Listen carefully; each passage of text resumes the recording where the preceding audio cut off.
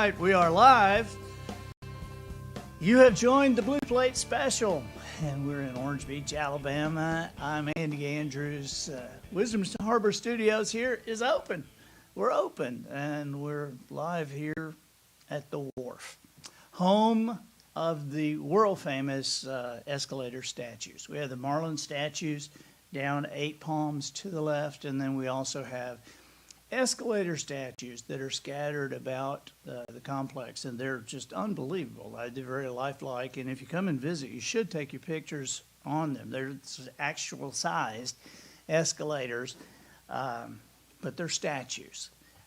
It's an amazing thing. It's kind of modern art, I suppose. We got a great show today.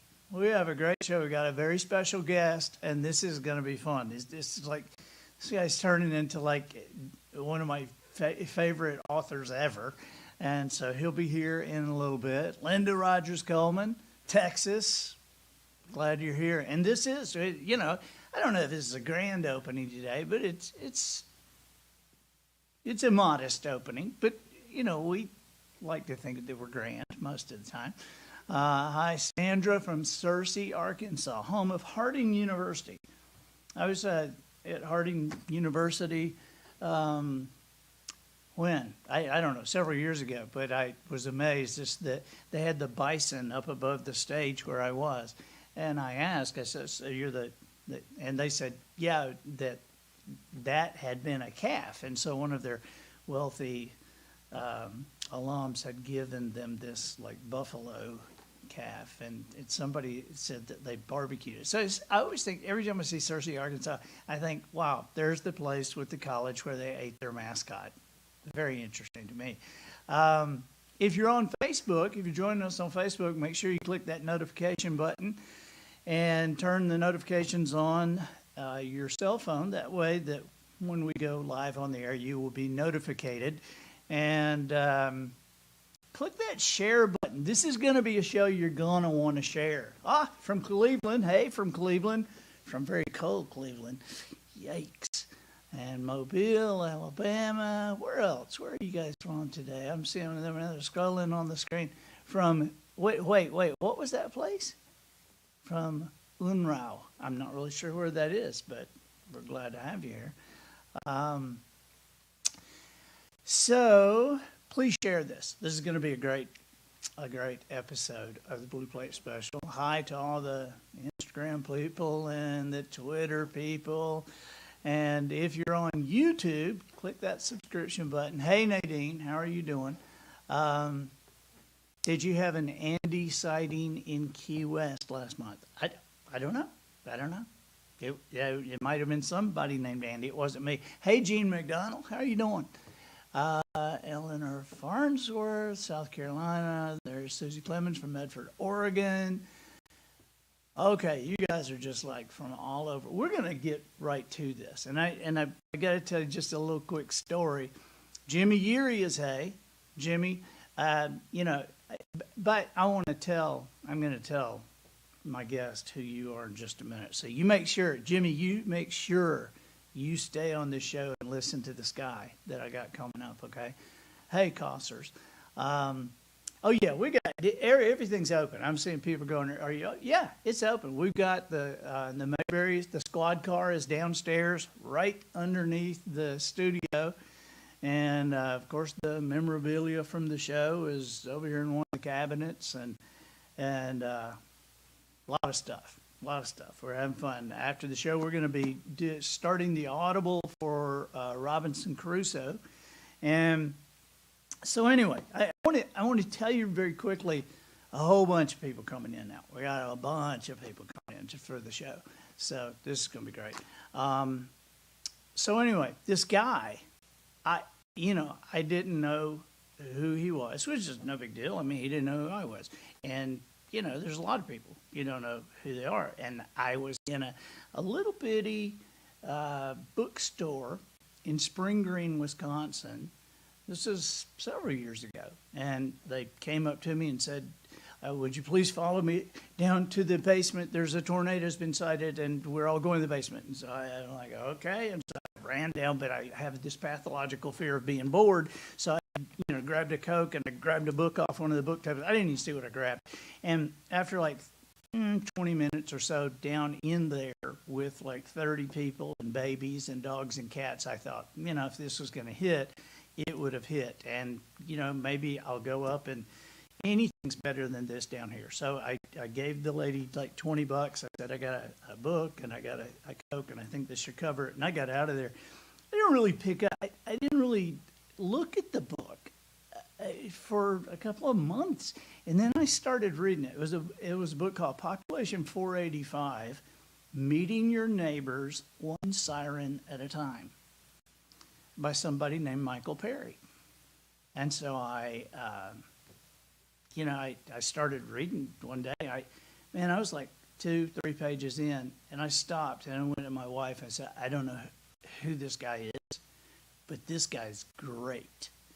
And so I, thereafter I would stop about every 20 pages to go tell my wife, this guy, whoever this guy is great. And it was like it was a God thing that I picked up that book, Because have you ever gone into a bookstore and looked around? It's kind of like going back when you would go to the video stores and you look around and you go, I really can't believe there's this many movies that I don't want to watch. And just kind of that way in a bookstore. And so the fact that I would just pick up this book, Population 485, and just love it. So anyway, I go online, I find him at sneezingcow.com, and I start buying all his books, and I love them all. And we're gonna go ahead and bring him on right now. Please welcome I kind of practically idolizing this guy, but it's New York Times best-selling author Michael Perry. Michael, how are you doing, buddy? Hey, Andy, I'm doing all right. I appreciate you being here. I know you could be with your family right now, but I'm honored that you're here. Well, I'm glad to be here. I actually came crawling out of the woods to have this conversation. Have you gotten your deer yet this year? So far this season has been a real good throttle on my ego. I hear you. But you guys only have like a 9-day season there, right? Yeah. Broadly speaking, sometimes they tack on a little antlerless season before or after, depending on how things go. But yeah, the gut of the season is just 9 days, so you do have a window there. One of your neighbors, one of my buddies, a guy named Greg Steinhaus, I was flying in to Madison on opening day several years ago, and Greg told me, he said, if it's clear, when you get about 10,000 feet, look down, you'll see a lot of blaze orange in the trees. He said it's like the second largest army in America on opening day in Wisconsin.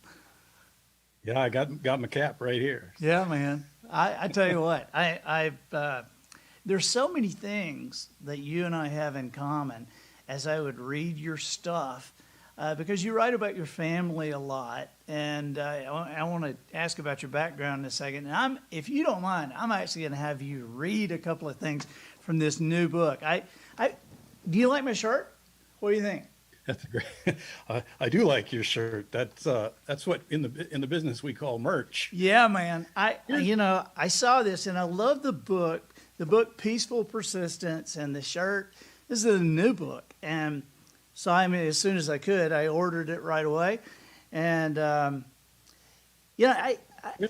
seen so many things that you and I have in common, though. We both hunt. We both love our families. We've both had kidney stones. I even took your essay on kidney stones. I took it to my wife and I said, just read this and see. I'm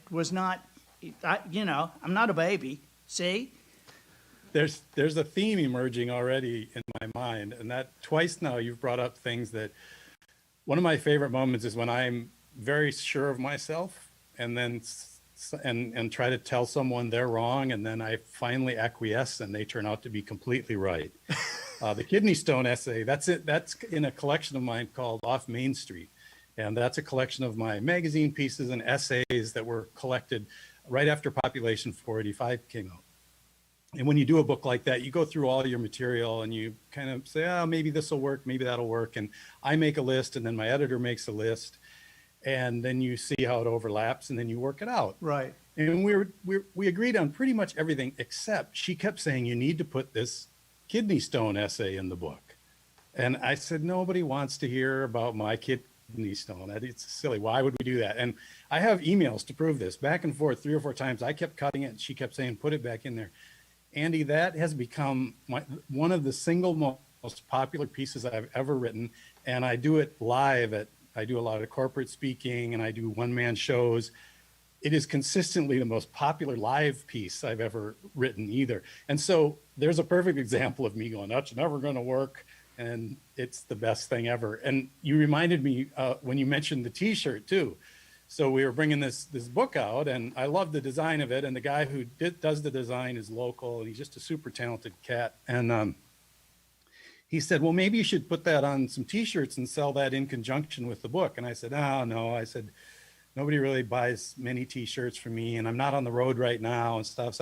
And they finally prevailed on me. We've sold more of those t-shirts than any t-shirt I've ever done. I think it struck a chord. And then it's also, to be fair to him, it's the simplicity and the beauty of the design. Yeah. So twice already, you've brought up examples of where I knew I was right and I was wrong. I knew I was right. I knew I was.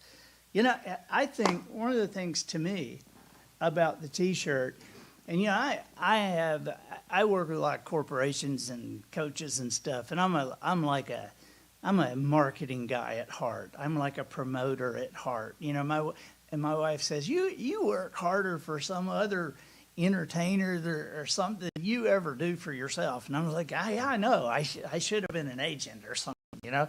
And but the marketing person in me that I decided a long time ago that the most perfect piece of merchandise is something that people would like, whether they know who you are or not.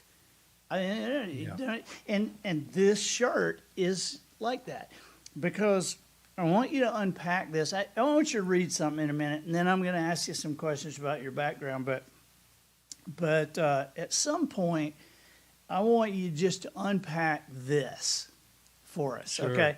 Because I look at that, and the second I saw that, you know, those words, I said, I'm buying that shirt.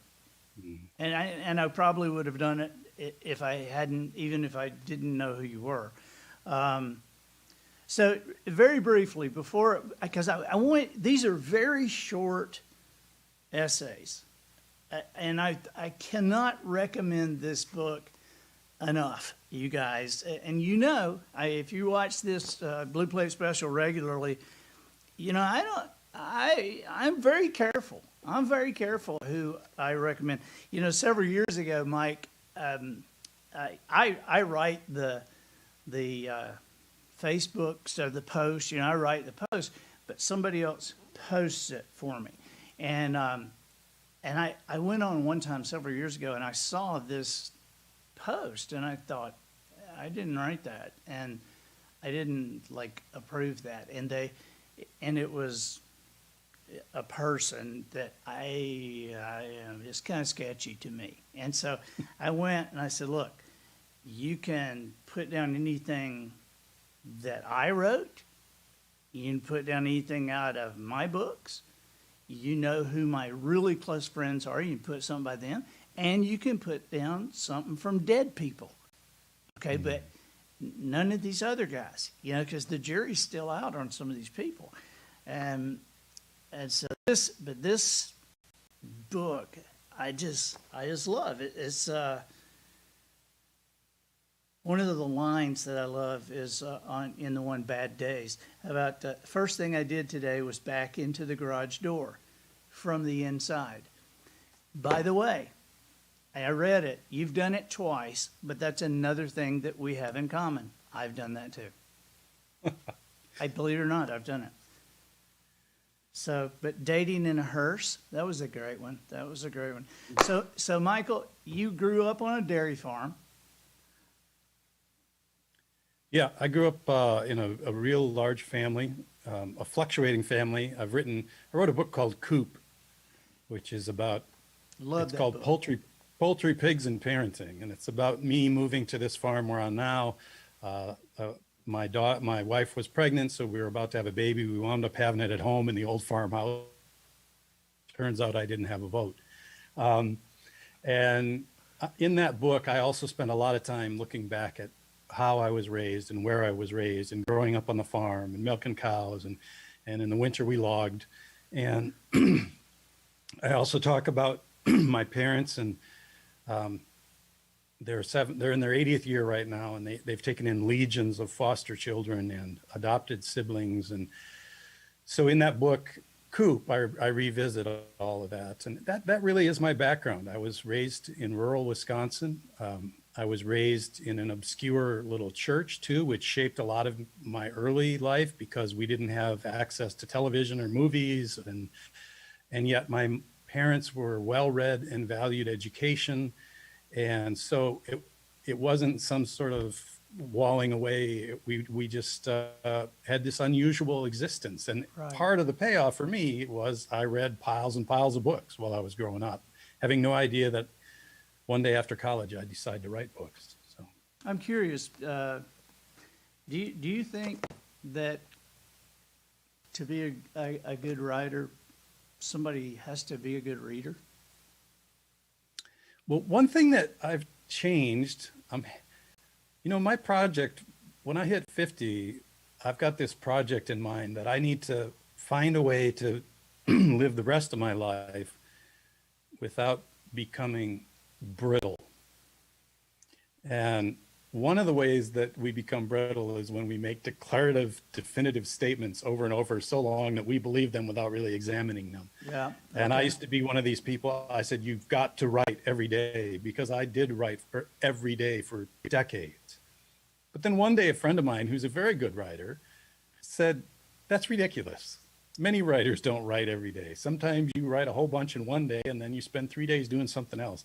And I just realized I'd said something so often that I just decided it was true. And so when you say, do you have to be a good reader to be a good writer? Don't I have don't want to make that declarative statement, but I will say that I do think that's a pretty close to a truism, especially for someone like me. I didn't go to college to be a writer, so I can't parse grammar. I have trouble. I talk, we've spoken once before.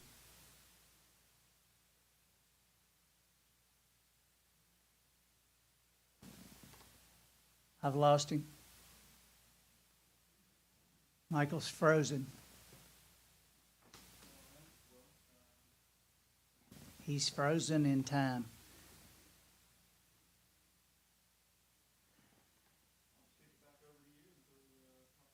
Okay. Tell me when he kicks back in. What I want to do is I want to tell you guys just very quickly that Michael, he grew up on a dairy farm with all these foster brothers and sisters and some real brothers and sisters. He worked as a ranch hand in Wyoming. He got a nursing degree and then wound up writing and performing for a living. It's pretty amazing that the life he has lived, and he has just great insights to stuff. So I know he's trying to get back on right now. He is out in the hinterlands in Wisconsin and says that they have to use the internet. And I want to tell you one thing that I really like about Michael is, and I think you heard with that last answer, what he said there was basically what Jones says when Jones says, you can't believe everything you think. I mean, that was Jones admonishing me, don't get stuck on this one thing, and that's just it forever. Continue to explore. You know what I'm going to do? I'm going to start reading a story. I'm just going to, because these are very short, but I'm going to read one of Michael's stories. And then when you get him back on, he can just wait and listen through his own stuff, okay? I want to read, I think this one is, I think just the title of it is kind of hilarious. Where is the one?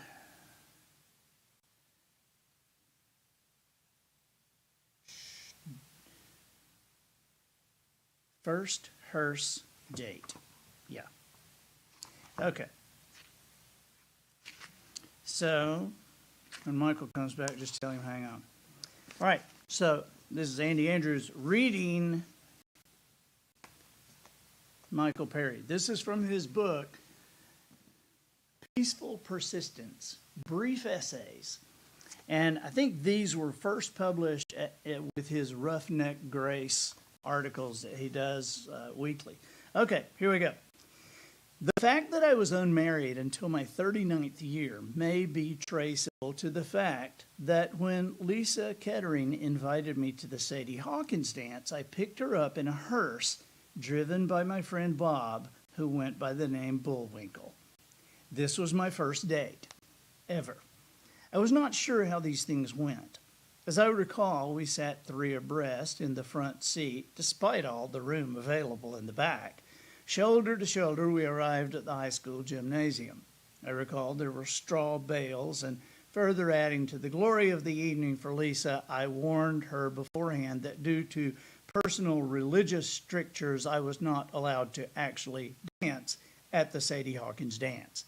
We may have snuck a near motionless slow one, but mostly I just remember sitting there while Lisa talked to the other girls. When Bullwinkle and I dropped her off that night, I saw her safely to her door, but there was no kiss, as I was both too dumb and too dumbstruck to know what to do other than say goodnight. I don't believe I tried to shake her hand, but my memory is fogged by time and obstructed by cringing. The subject of Bullwinkle's hearse surfaced at my class reunion last week. Despite the vivid nature of the preceding anecdote, I hadn't thought of the vehicle in years. It turns out several of my classmates had their own stories about it. For the sanctity of friendship and school pride, I choose to share just one, which I find extra delightful in that 35 years after the fact, this was the first I heard it told. Two of my classmates, we'll call them Snake and Harley, used to don evening wear, then run up Cheetah Way with Bullwinkle and the hearse and a bunch of loosely assembled boards meant to resemble a coffin. Upon approaching the city limits, Harley would exit the hearse, recline supine on the shoulder of the road, and arrange the lumber loosely around himself. Meanwhile, Snake and Bullwinkle would continue into town, pull a U-turn, and wait for traffic. When a car appeared, Bullwinkle would accelerate to where Harley lay tangled in the remnants of his fake coffin, brake abruptly, and swerve to a stop beside the road, at which point he and Snake, impeccably attired, would bail out, sprint to the back of the hearse, open the... Huh? Well, he can just wait because I'm finishing this up. Impeccably attired, would bail out, sprint to the back of the hearse, open the gate, gather up Harley's limp body, throw him inside, chuck the coffin lumber in after him, then slam the gate, tromp the gas, and accelerate out of sight. Bullwinkle was the first of our class to die. His was not an easy life. Giggles and sweet remembrances mitigate none of this. I have no idea where Lisa Kettering wound up. Montana, I heard, but that was many reunions ago. Snake, though, Snake is alive and well, and there at the tavern to tell the tale, and he told it well. The hearse is coming, but today we travel laughing. Mike, you back? Did you find a book to read while I was gone? Yeah, man, yeah. We got people out here listening and a lot of people online. And this is the book, guys. This is the one.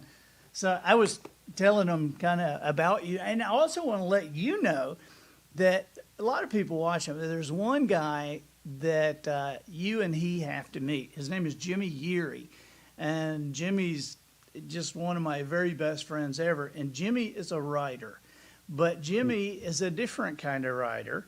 And I would love to get you and Jimmy and me around this peace table sometime talking about writing and the process and our process, because Jimmy is a songwriter.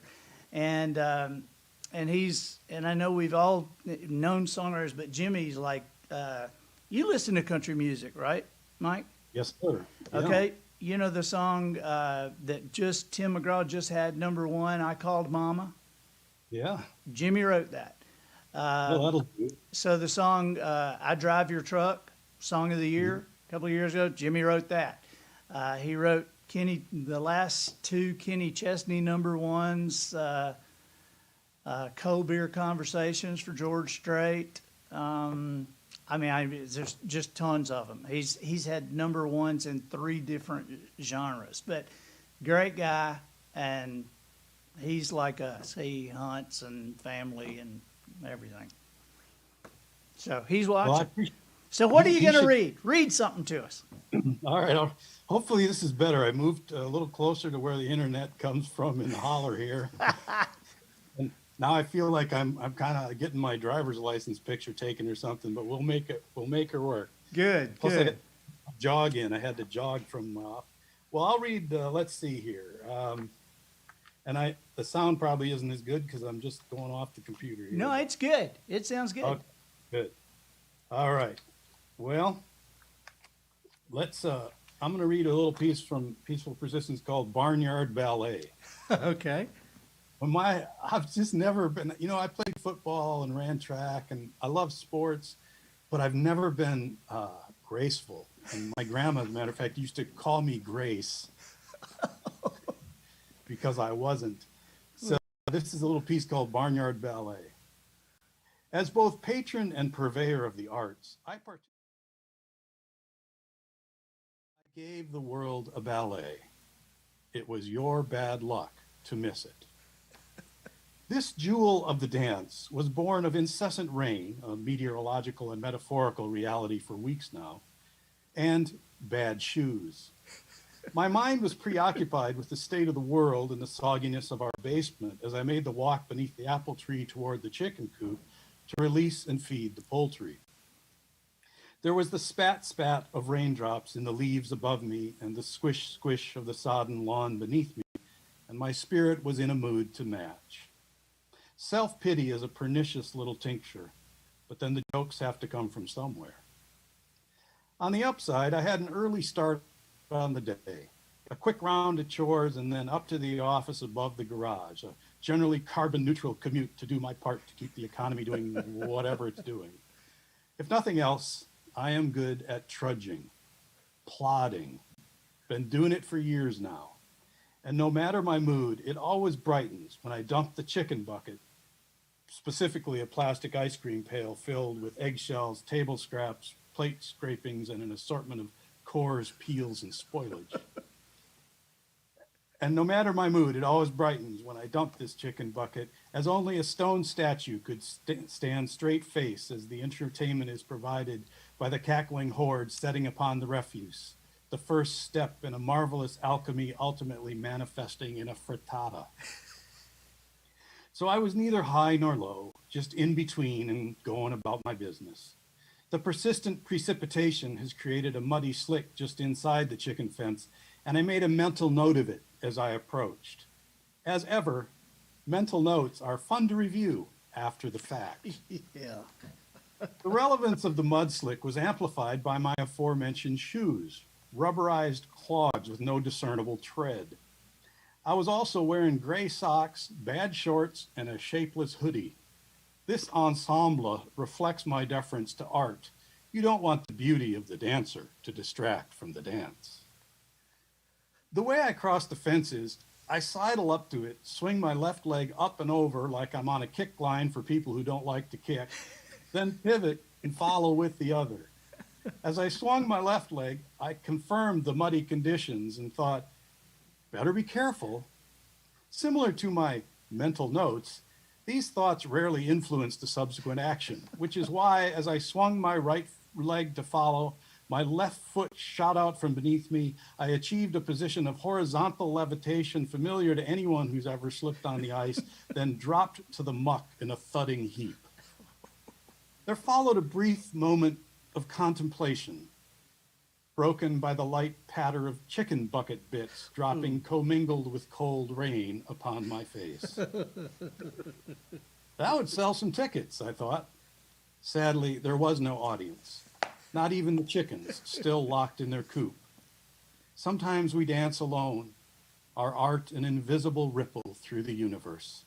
Sometimes we begin the day in unexpected ways, standing naked in the laundry room. Wow. Wow, I love that. I was wide awake after that happened. I'll bet you were. You know, I just, your sentences are like songs to me. I really mean that. There was one book that you had one about the cat, you know, about the cat that you were imagining was drinking because he had been rejected, but then he realized he had been fixed. And yeah, it was just very funny to me. But your words are like song. Jimmy Yeary just said fantastic.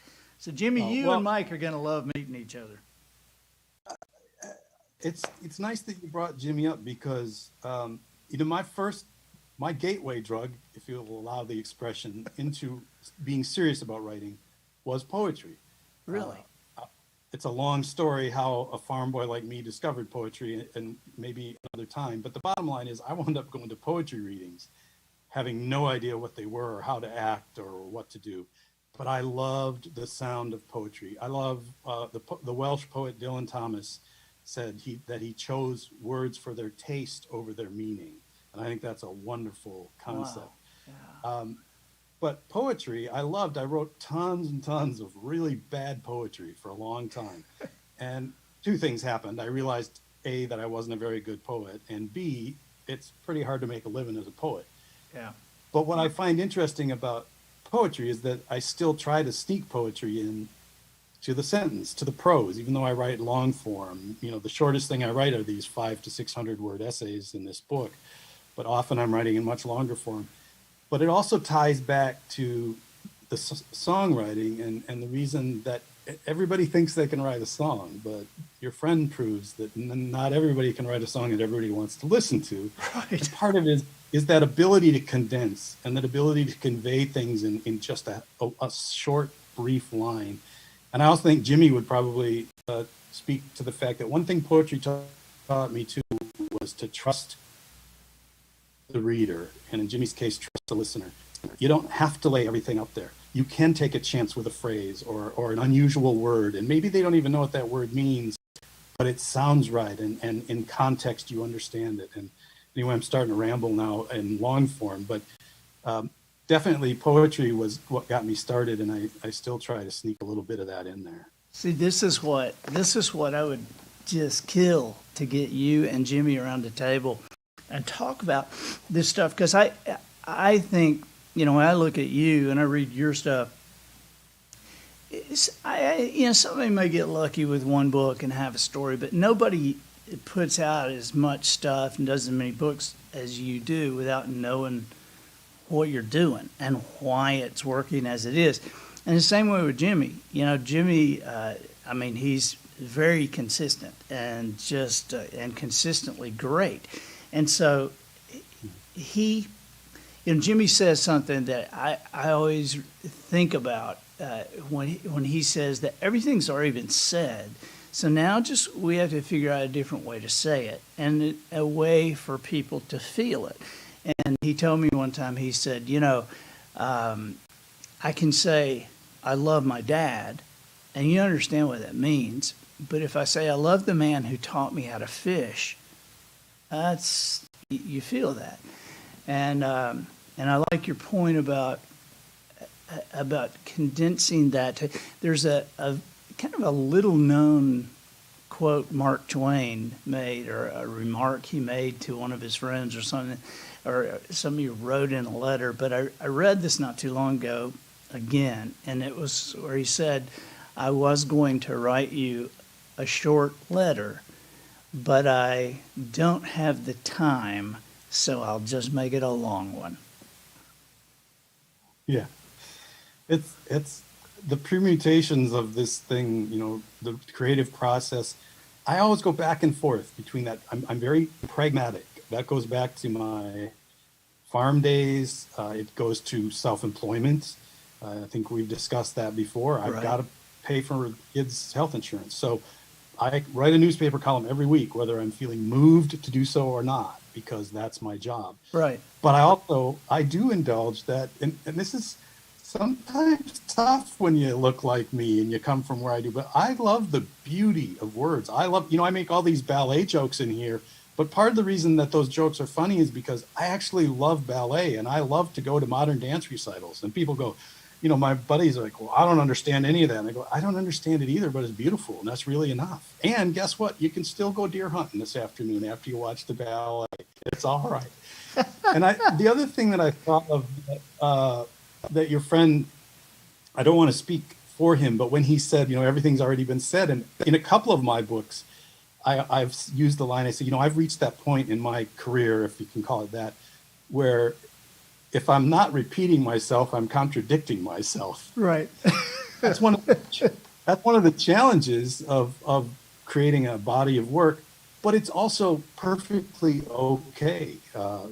I'm a big fan of the French philosopher Montaigne, and he just said we're a bundle of contradictions. And if we'd be a little more honest about those contradictions, instead of being so obsessed about being, I spoke earlier. We started this interview, part one of the interview before I took my intermission, was the idea that when I'm most convinced I'm right is often when I'm most proven wrong. And so, in songwriting, poetry, all of that, it's trying to say, how can I say that the sky is blue for the 57th time in a way that'll hold someone's attention? Right.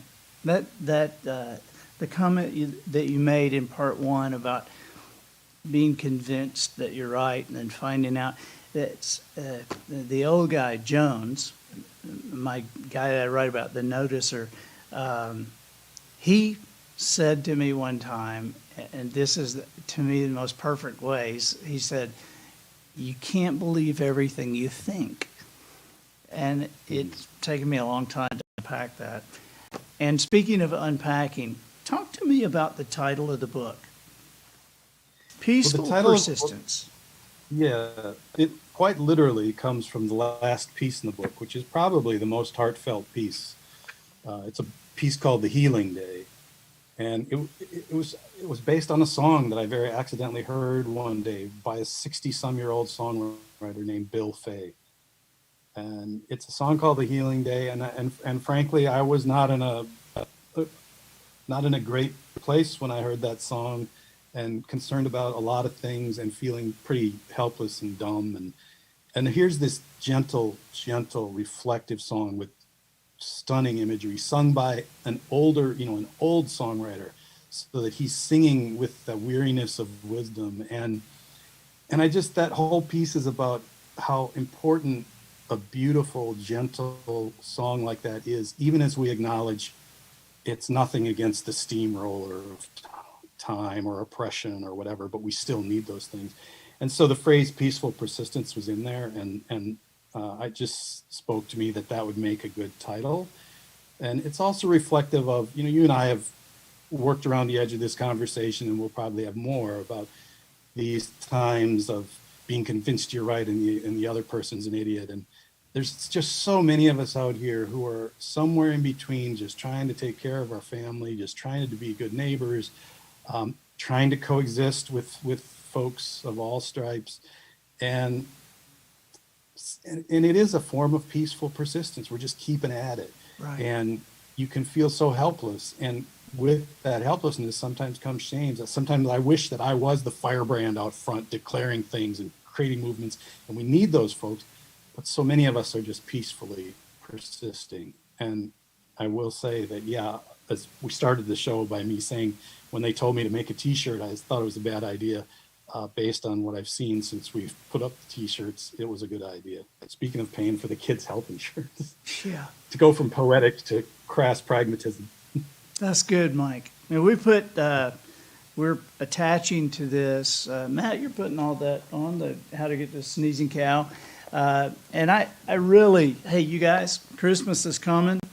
You need to get these now. I mean, you already heard they sold a bunch of them. I know how hard it is to reprint shirts and try to get more shirts. So you want this shirt, order it today, okay? You want the book, order it today.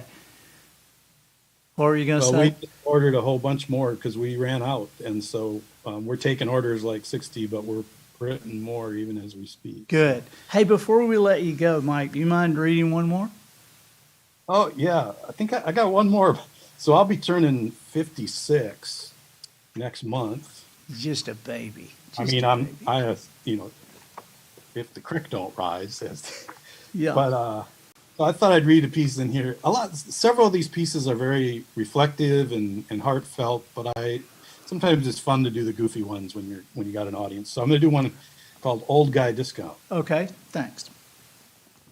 I take nothing for granted, but pending a terminal surprise, before the end of this year, I will turn 55. Obviously, this was written last year. In most cases, I'm not a big birthday observer, but I've been looking forward to this one for a while and have big plans. Business plans, that is. In fact, I am soliciting investors and am ready to take your money. The entire project is predicated on the fact that when the sun rises on the anniversary of my birth, I will become eligible for a wide range of discounts. I'm not sure if we still call them senior discounts, but I am less concerned with the terminology than the economic opportunity. The point is, simply by maintaining a pulse, I will have earned big savings, or at least I will if I play this right. Now then, while I'll be happy to claim a free small drink with my hamburger at your finer dining establishments where they hand the fine dining into your car through a window, my main discount focus will not be on myself. Is this because I am selfless? No, it is because I sense an opportunity for leverage. It begins with my wife. She is 10 years my junior and therefore unable to take advantage of old person discounts. I view it as my honor and duty to be that old person, standing beside her in the checkout line at various retail outlets and picking up the tab.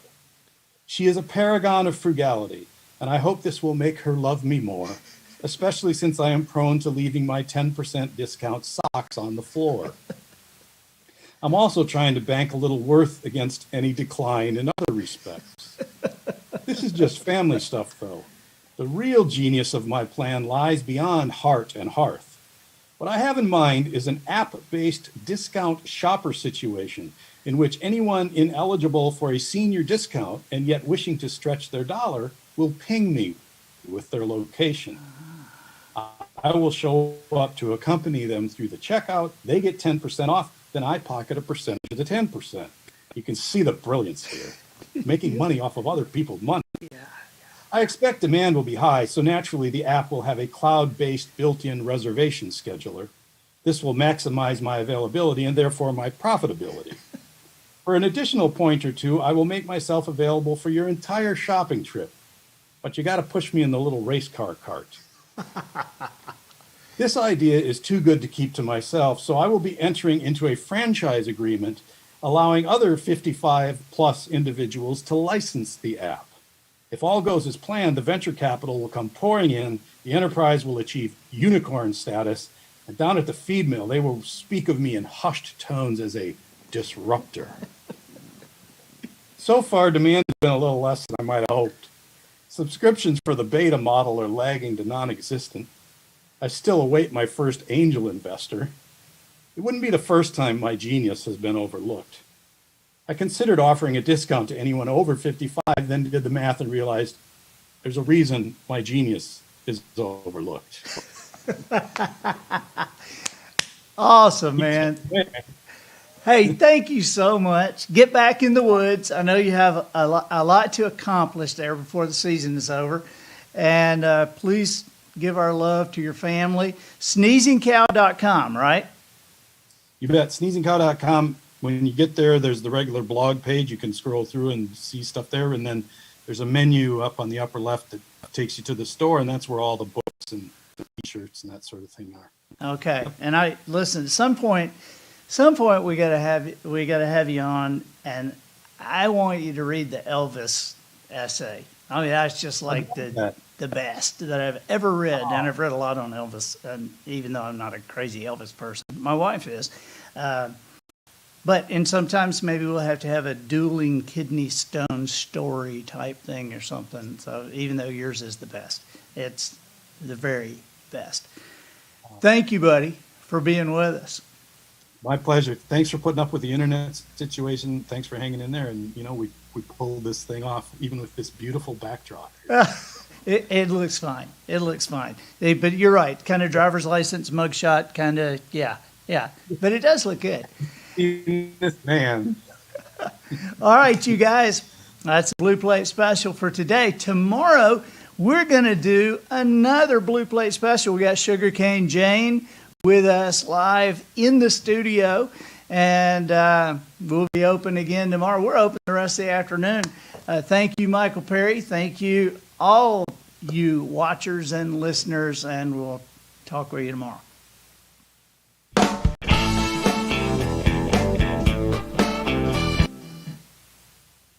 Mike, you there?